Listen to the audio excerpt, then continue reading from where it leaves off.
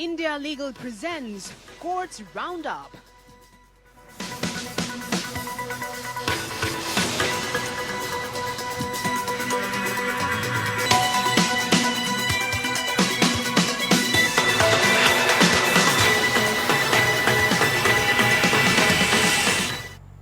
नमस्कार, आप देख रहे हैं हमारी खास पेशकश कोर्ट्स राउंड अप। मैं हूं आपके साथ रेशु त्यागी। इस बुलेटिन में अगले आधे घंटे हम आपको कोर्ट से जुड़ी तमाम छोटी बड़ी खबरों से रूबरू कराएंगे। कोर्ट की कार्यवाही और सुप्रीम कोर्ट से लेकर हाई कोर्ट और लोअर कोर्ट तक के फैसलों को आपके सामने रखेंगे। तो शुरू करते हैं कोर्ट से जुड़ी हुई तमाम खबरें। India Legal presents Courts Roundup.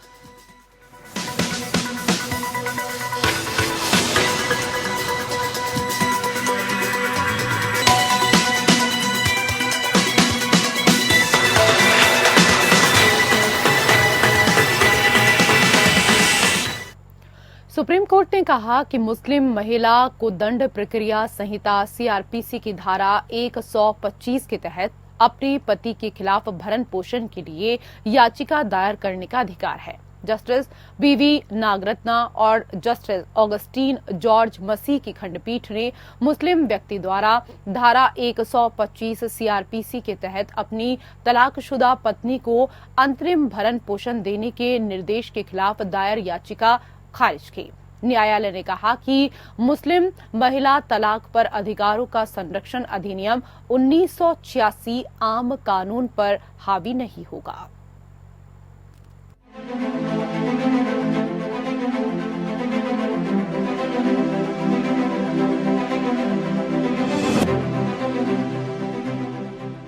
Supreme court ने एक अहम फैसला लेते हुए कहा है कि कोई भी मुस्लिम तलाकशुदा महिला सीआरपीसी की धारा 125 के तहत पति से गुजारे भत्ते मिले की हकदार है। इस वजह से वो गुजारे भत्ते के लिए याचिका दायर कर सकती है। जस्टिस बीवी नागरत्ना और जस्टिस ऑगस्टीन जॉर्ज मसीह ने फैसला सुनाते हुए कहा कि मुस्लिम महिला भरण पोषण के लिए कानूनी अधिकार का इस्तेमाल कर सकती है। वो इससे संबंधित दंड प्रक्रिया संहिता की धारा 125 के तहत याचिका दायर कर सकती है। सुप्रीम कोर्ट ने कहा कि ये धारा सभी विवाहित महिलाओं पर लागू होती है, फिर चाहे उनका धर्म कुछ भी हो। मुस्लिम महिलाएं भी इस प्रावधान का सहारा ले सकती हैं। कोर्ट ने एक बार फिर कहा कि मुस्लिम महिला अपने पति के खिलाफ धारा 125 सीआरपीसी के तहत भरण पोषण के लिए याचिका दायर कर सकती हैं। हालांकि जस्टिस बीवी नागरत्ना और जस्टिस ऑगस्टीन जॉर्ज मसीह ने अलग अलग फैसला सुनाया, लेकिन दोनों की राय समान है। कोर्ट का कहना है कि मुस्लिम महिला तलाक पर अधिकारों का संरक्षण अधिनियम 1986 दरअसल सेकुलर लॉ को दरकिनार नहीं कर सकता। कई मामलों में तलाकशुदा मुस्लिम महिलाओं को गुजारा भत्ता नहीं मिल पाता है या मिलता है तो भी इद्दत की अवधि तक। इद्दत एक इस्लामिक परंपरा है। इसके अनुसार अगर किसी महिला को उसका पति तलाक दे देता है या उसकी मौत हो जाती है तो महिला इद्दत की अवधि तक दूसरी शादी नहीं कर सकती। इद्दत की अवधि करीब 3 महीने तक रहती है। ये अवधि पूरी होने के बाद तलाकशुदा महिला दूसरी शादी कर सकती है। हालांकि अप्रैल 2022 में एक मामले पर इलाहाबाद हाई कोर्ट ने अपने फैसले में कहा था कि तलाकशुदा मुस्लिम महिला इद्दत की अवधि के बाद भी गुजारा भत्ता पाने की हकदार हैं और ये भत्ता तब तक मिलता रहेगा जब तक वो दूसरी शादी नहीं कर लेती। इसी तरह इसी साल जनवरी में एक मामले में बॉम्बे हाई कोर्ट ने कहा था कि तलाकशुदा मुस्लिम महिला अगर दोबारा शादी भी कर लेती है तो भी वो पूर्व पति से गुजारा भत्ता पाने की हकदार है। अब्दुल समद नाम के एक मुस्लिम शख्स ने पत्नी को गुजारा भत्ता देने के तेलंगाना हाई कोर्ट के आदेश को सुप्रीम कोर्ट में चुनौती दी थी। सीआरपीसी की धारा 125 में पत्नी, संतान और माता पिता के भरण पोषण को लेकर विस्तार से जानकारी दी गई है। इस धारा के अनुसार पति, पिता या बच्चों पर आश्रित पत्नी, माँ बाप या बच्चे गुजारे भत्ते का दावा केवल तभी कर सकते हैं जब उनके पास आजीविका का कोई और साधन उपलब्ध नहीं हो। Bureau report. और उधर सुप्रीम कोर्ट ने कहा कि सीबीआई द्वारा अपनी सामान्य सहमति वापस लिए जाने के बावजूद मामले दर्ज करने को लेकर केंद्र के खिलाफ पश्चिम बंगाल राज्य का मुकदमा सुनवाई योग्य है। केंद्र द्वारा उठाई गई प्रारंभिक आपत्तियों को खारिज करते हुए जस्टिस बी.आर. गवई और जस्टिस संदीप मेहता की खंडपीठ ने कहा कि पश्चिम बंगाल राज्य की शिकायत में कार्रवाई के लिए कारण का खुलासा किया गया। पीठ ने केंद्र द्वारा दी गई इस दलील को भी खारिज कर दिया कि राज्य ने शिकायत में महत्वपूर्ण तथ्यों को छिपाया है। खंडपीठ ने कहा कि सुनवाई योग्यता निर्धारित करने के लिए केवल शिकायत में दिए गए कथनों को ही देखा जा सकता है। राज्य का मामला यह है कि 2018 में सीबीआई के लिए सामान्य सहमति वापस लेने के बाद एजेंसी राज्य के भीतर अपराधों के संबंध में एफआईआर दर्ज करना जारी नहीं रख सकती थी। राज्य ने ये भी तर्क दिया कि सीबीआई केंद्र सरकार के अधीन काम कर रही है। खंडपीठ ने कहा कि यह निर्धारित करने के लिए कि क्या मुकदमा सुनवाई योग्य है, इसमें कार्रवाई के किसी कारण का खुलासा किया गया। बाद में दिए गए कथनों को अंकित मूल्य पर लिया जाना चाहिए। खंडपीठ ने मौखिक रूप से कार्यवाही का हिस्सा पढ़ते हुए कहा, हमें लगता है कि वर्तमान मुकदमा एक कानूनी मुद्दा उठा रहा है कि क्या सामान्य सहमति वापस लेने के बाद सीबीआई एफआईआर दर्ज करना और डीएसपीई एक्ट की धारा 6 का उल्लंघन करने वाले मामलों की जांच करना जारी रख सकती है। खंडपीठ ने कहा कि मुकदमा आगे बढ़ेगा और इसके वर्तमान निष्कर्ष केवल सुनवाई योग्यता निर्धारित करने के उद्देश्य से हैं। मुकदमे पर अंतिम रूप से निर्णय लेने पर इसका कोई असर नहीं होगा। मामले को मुद्दों के निर्धारण के लिए 13 अगस्त को अगली बार पोस्ट किया जाएगा।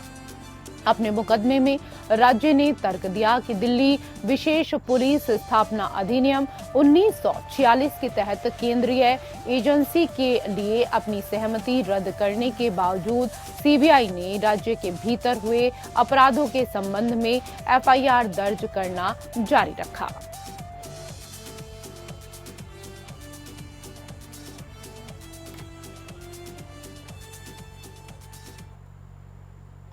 और उधर सुप्रीम कोर्ट ने ट्रांसपोर्टर और टूर ऑपरेटर द्वारा दायर रिट याचिकाओं के समूह का निपटारा किया है। इस याचिका में ऑल इंडिया टूरिस्ट वाहन परमिट नियम 2023 का उल्लंघन करते हुए प्राधिकरण शुल्क सीमा कर लगाने में विभिन्न राज्य सरकारों की कार्रवाई को चुनौती दी गई है। न्यायालय ने मामले पर गुण दोष के आधार पर विचार करने से इनकार किया और याचिकाकर्ताओं को संबंधित क्षेत्राधिकार वाले हाईकोर्ट के समक्ष अपनी शिकायतें उठाने की स्वतंत्रता देते हुए याचिकाओं का निपटारा किया।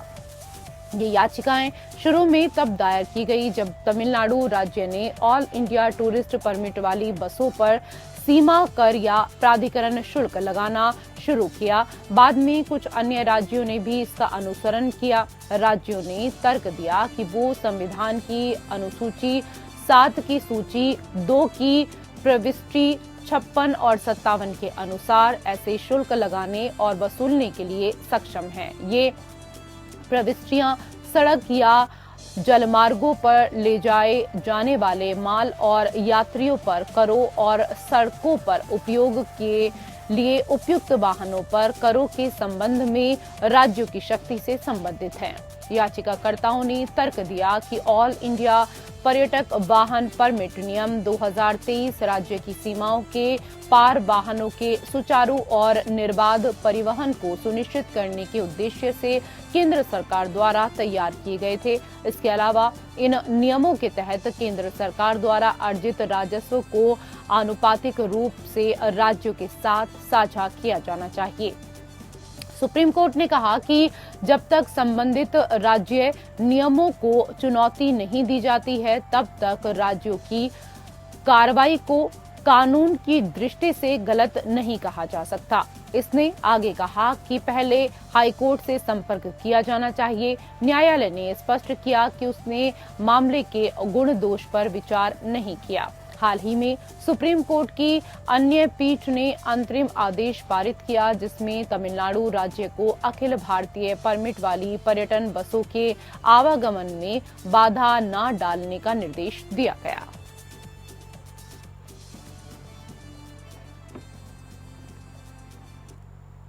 उधर सुप्रीम कोर्ट ने कर्नाटक विशेष जांच दल द्वारा दायर याचिका पर नोटिस जारी किया है। याचिका में एक महिला के कथित अपहरण के मामले में प्रज्वल रेवन्ना की मां भवानी रेवन्ना को अग्रिम जमानत देने के हाईकोर्ट के आदेश को चुनौती दी गई है।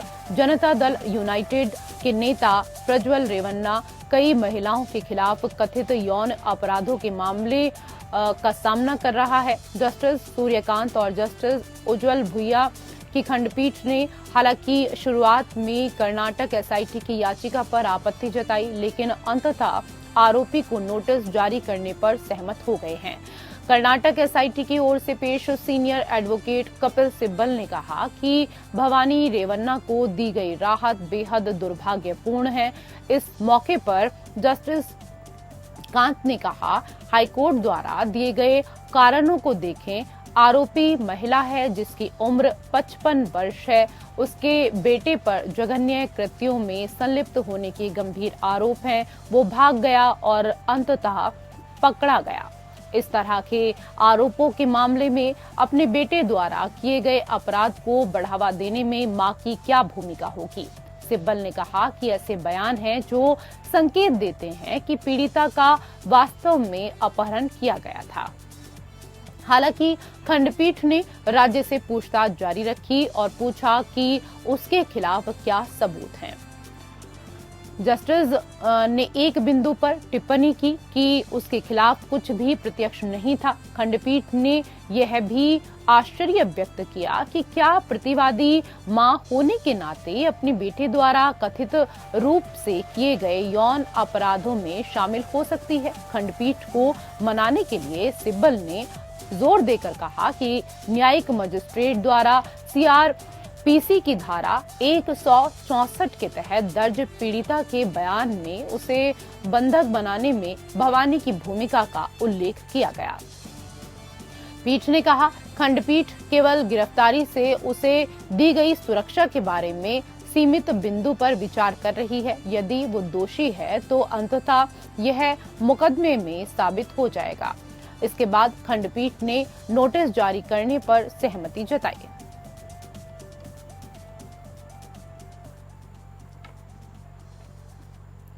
उधर सुप्रीम कोर्ट ने 31 जनवरी 2024 तक प्रत्येक जिले में विशेष दत्तक ग्रहण एजेंसियां या एसएए की नियुक्ति करने में कई राज्यों द्वारा गैर अनुपालन पर गंभीर चिंता व्यक्त की। न्यायालय ने राज्यों और केंद्र शासित प्रदेशों के मुख्य सचिव को 30 अगस्त 2024 तक पहले के आदेश का सख्ती से अनुपालन करने का निर्देश दिया। ऐसा न करने पर उनके खिलाफ अवमानना कार्यवाही शुरू की जा सकती है। Chief justice DY Chandrachud, justice JB Pardiwala और जस्टिस मनोज मिश्रा की पीठ देश में दत्तक ग्रहण प्रक्रियाओं को सरल बनाने की मांग करने वाली जनहित याचिका पर सुनवाई कर रही थी, जिसे द टेम्पल ऑफ हीलिंग नामक एक धर्मार्थ ट्रस्ट द्वारा दायर किया गया। न्यायालय ने महिला एवं बाल विकास मंत्रालय की अनुपालन रिपोर्ट पर ध्यान दिया, जिसमें खुलासा हुआ कि देश के 760 जिलों में से केवल 390 जिलों में ही कार्यात्मक एसएए है। इससे 370 जिले ऐसे एजेंसियों के बिना रह गए हैं, जिससे उन क्षेत्रों में गोद लेने की प्रक्रिया में बाधा आ रही है। न्यायालय ने अपने आदेश में जोर देकर कहा कि 20 नवंबर 2023 के अपने आदेश के अनुरूप एसएए को विधिवत नियुक्त करने के लिए मार्च 2024 में अपने पिछले आदेश के 5 महीने बीत जाने के बाद भी पूर्ण अनुपालन नहीं हुआ। नवंबर 2023 के आदेश के अनुसार न्यायालय ने निर्देश दिया था कि सभी राज्य और केंद्र शासित प्रदेश 31 जनवरी 2024 तक एसएए स्थापित करेंगे। याचिकाकर्ता ने व्यक्तिगत रूप से हिंदू दत्तक ग्रहण और रखरखाव अधिनियम 1956 के तहत गोद लेने की प्रक्रिया के लिए दिशा निर्देश भी मांगे। कोर्ट ने कहा कि न्यायालय के लिए दिशा निर्देश निर्धारित करना मुश्किल होगा क्योंकि वैध गोद लेने की शर्तें निर्धारित हैं। एक बार कानून बहुत स्पष्ट हो जाने के बाद न्यायालय के लिए दिशा निर्देश निर्धारित करना उचित नहीं होगा। सुप्रीम कोर्ट ने आरोपी और अपीलकर्ता की सजा बरकरार रखते हुए इस बात पर प्रकाश डाला कि अगर भारतीय दंड संहिता की धारा 300 की अन्य शर्तें पूरी होती हैं तो एक चाकू से हुई मौत को भी हत्या माना जा सकता है। जस्टिस दीपांकर दत्ता और जस्टिस पंकज मित्तल की खंडपीठ अपीलकर्ता द्वारा दायर आपराधिक अपील पर फैसला कर रही थी, जिसे शराब विरोधी आंदोलन के सदस्य की हत्या के लिए आजीवन कारावास की सजा सुनाई गई। अभियोजन पक्ष के अनुसार पीड़ित और अन्य सदस्यों ने लोगों को शराब पीना छोड़ने के लिए राजी किया। हालांकि कुछ विवाद के कारण और इस आंदोलन को समाप्त करने के लिए अपीलकर्ता और अन्य सह आरोपी घटनास्थल पर पहुंचे, जहां पीड़ित भी मौजूद था। इसके बाद उन्होंने उसे जमीन पर गिरा दिया और खंजर से उस पर वार कर दिया। अपीलकर्ता को ट्रायल कोर्ट ने हत्या के आरोप में दोषी ठहराया। हाईकोर्ट द्वारा इसे बरकरार रखे जाने के बाद उसने सुप्रीम कोर्ट का दरवाजा खटखटाया। अपीलकर्ता ने अन्य बातों के अलावा अभियोजन पक्ष के गवाहों की विश्वसनीयता पर सवाल उठाए। हालांकि न्यायालय ने ऐसी विसंगतियों को ध्यान में रखने से इनकार कर दिया। इसने तर्क दिया कि हमले के दौरान लगभग 15 लोग थे जो गैर कानूनी सभा का हिस्सा थे। इसके आधार पर न्यायालय ने स्वीकार किया कि गवाहों से घटनाओं की सटीक याद रखने की उम्मीद नहीं की जा सकती। न्यायालय ने माना कि गवाही में मामूली विसंगतियों से इसकी विश्वसनीयता कम नहीं होगी। मकसद पर ध्यान देते हुए न्यायालय ने कहा कि आरोपी व्यक्तियों का उद्देश्य पीड़ित की आवाज को दबाना था। इससे संकेत लेते हुए न्यायालय ने आगे कहा कि एक अकेले गवाह द्वारा दिया गया साक्ष्य भी दोष सिद्धि का आधार बन सकता है।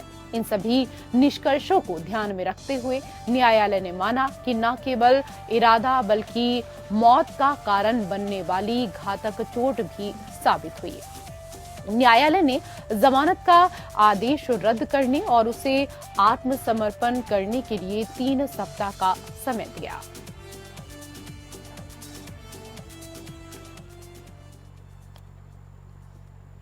उधर झारखंड हाईकोर्ट ने फैसला सुनाया कि किसी डॉक्टर के खिलाफ निजी शिकायत पर तब तक विचार नहीं किया जा सकता जब तक कि आरोपी द्वारा मेडिकल लापरवाही का संकेत देने वाले किसी अन्य डॉक्टर की विश्वसनीय राय द्वारा समर्थित प्रथम दृष्टया सबूत न हो। जस्टिस संजय कुमार द्विवेदी की एकल पीठ ने कहा, यह बिल्कुल स्पष्ट है कि निजी शिकायत पर तब तक विचार नहीं किया जा सकता जब तक कि शिकायतकर्ता ने आरोपी डॉक्टर की ओर से लापरवाही के आरोप का समर्थन करने के लिए किसी अन्य डॉक्टर द्वारा दी गई विश्वसनीय राय के रूप में प्रथम दृष्टया सबूत पेश नहीं किए हैं। ऐसा प्रतीत होता है कि कार्यवाही को जारी रखने की अनुमति देना कानून की प्रक्रिया का दुरुपयोग होगा। ये फैसला तब आया जब न्यायालय आरोपी डॉक्टर के खिलाफ भारतीय दंड संहिता की धारा 304A के तहत अपराध के लिए संज्ञान लेने के आदेश सहित आपराधिक कार्यवाही रद्द करने की याचिका पर विचार कर रहा था। मृतक महिला के छोटे बेटे शिकायतकर्ता ने आरोप लगाया कि आरोपी डॉक्टरों द्वारा गंभीर मेडिकल लापरवाही के कारण उसकी मां की मृत्यु हो गई। 2011 में मृत महिला को कमजोरी और संक्रमण के लिए CCU में भर्ती कराया गया। याचिकाकर्ता ने कुछ दवाएं निर्धारित की और उसके उच्च रक्त शर्करा के कारण इंसुलिन देने का सुझाव दिया। शिकायतकर्ता ने आरोप लगाया कि अस्पताल ने सीमित देखभाल और सहायता प्रदान की, मुख्य रूप से ऐसी दवाएं निर्धारित की जिन्हें संबद्ध दुकान से खरीदना पड़ा। इसके अतिरिक्त अस्पताल ने मरीज की मृत्यु के बाद भी कुछ शुल्क लिया और शिकायतकर्ता को मृत्यु के सही कारण के बारे में पता नहीं था। न्यायालय ने जैकब मैथ्यू बनाम पंजाब राज्य में सुप्रीम कोर्ट के फैसले का हवाला दिया, जिसने आपराधिक लापरवाही या मेडिकल लापरवाही के आरोपी डॉक्टरों पर मुकदमा चलाने के लिए दिशा निर्देश स्थापित किए।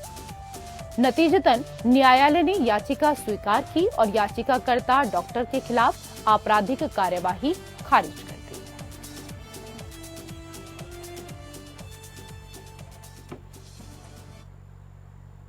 उधर पंजाब एंड हरियाणा हाईकोर्ट ने हरियाणा सरकार को शंभू बॉर्डर को खोलने का निर्देश दिया है। कोर्ट ने कहा कि यह पंजाब और हरियाणा और दिल्ली और जम्मू कश्मीर के बीच नागरिकों की आवाजाही के लिए जीवन रेखा है। इसके बंद होने से आम जनता को भारी असुविधा हो रही है। जस्टिस GS संधावालिया और जस्टिस विकास बहल की खंडपीठ ने किसानों के विरोध जनहित याचिका पर सुनवाई करते हुए कहा, राज्य को जाग जाना चाहिए, सीमा को हमेशा के लिए बंद नहीं किया जाना चाहिए। इससे दोनों राज्यों को यह सुनिश्चित करने का भी निर्देश दिया कि कानून और व्यवस्था बनी रहे और राजमार्ग और उसके मूल गौरव पर बहाल किया जाए। फरवरी में किसानों के विरोध प्रदर्शन के दौरान हरियाणा सरकार ने शंभू बॉर्डर को बंद कर दिया था, जिसके बाद पंजाब से हरियाणा में प्रवेश करने वाले प्रदर्शनकारियों को रोका जा सके। हरियाणा के एडिशनल एडवोकेट जनरल दीपक सभरवाल ने तर्क दिया कि 400 से 450 प्रदर्शनकारी अभी भी पंजाब की तरफ हाईवे पर बैठे हैं। वो अंबाला में प्रवेश कर SP कार्यालय का घेराव कर सकते हैं। इस पर जस्टिस संधावालिया ने मौखिक रूप से टिप्पणी की, वर्दीधारी लोग उनसे डर नहीं सकते, हम लोकतंत्र में रह रहे हैं, किसानों को हरियाणा में प्रवेश करने से नहीं रोका जा सकता, उन्हें घेराव करने दें। न्यायालय ने कहा कि हरियाणा सरकार द्वारा निवारक उपायों के कारण राजमार्ग बंद किया गया है और तब से 5 से 6 महीने बीत चुके हैं। ये देखते हुए कि अब प्रदर्शनकारी किसानों की संख्या घटकर 400 से 500 रह गई है। न्यायालय ने कहा कि पहले उसने कोई भी आदेश पारित करने से रोक दिया क्योंकि सभा में हजारों की संख्या में लोग शामिल थे। हालांकि अब स्थिति बदल गई है। न्यायालय ने किसान यूनियन को यह सुनिश्चित करने का भी निर्देश दिया कि वो कानून का पालन करें।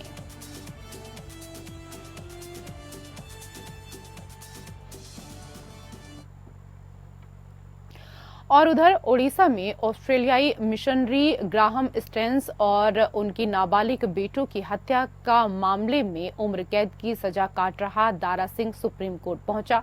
जस्टिस ऋषिकेश रॉय की अध्यक्षता वाली बेंच ने दारा सिंह की याचिका पर ओडिशा सरकार को नोटिस जारी कर 6 हफ्ते में जवाब दाखिल करने को कहा। दारा सिंह के वकील विष्णु जैन ने कहा कि वह 24 साल से ज्यादा वक्त से जेल में बिता चुका है। वो उड़ीसा राज्य में सजा की माफी का नियम 25 साल है। ऐसे में सुप्रीम कोर्ट उसकी याचिका पर विचार करे। इसी संदर्भ में आइए इंडिया लीगल वेब रिपोर्टर से समझते हैं कि आजीवन कारावास में छूट कब दी जा सकती है।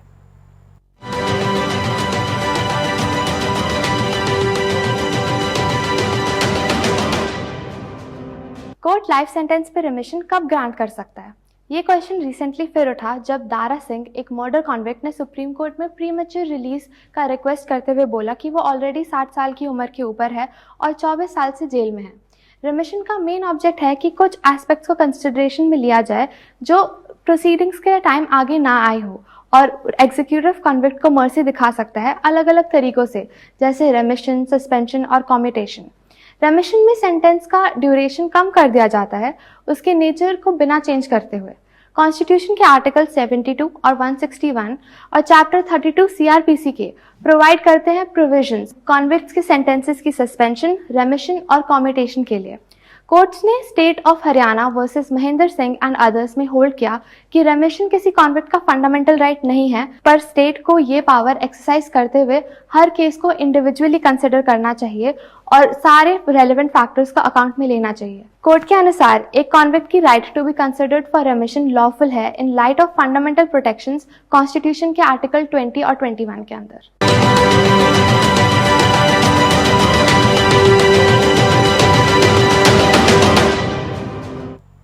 कोर्ट से जुड़ी खबरों में मेरे साथ फिलहाल इतना ही। नमस्कार।